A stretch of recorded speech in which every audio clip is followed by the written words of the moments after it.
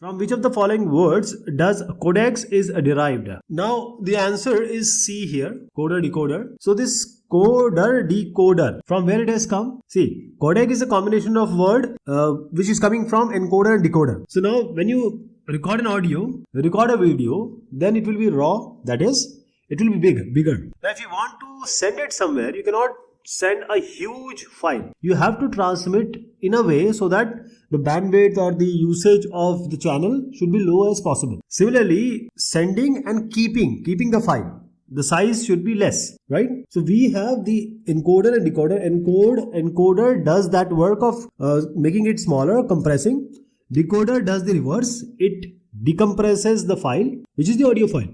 So the whole idea is about compressing, decompressing, encoding, decoding, and this encoding, decoding has given rise to this codec word. So the codec is derived from coder, decoder, okay?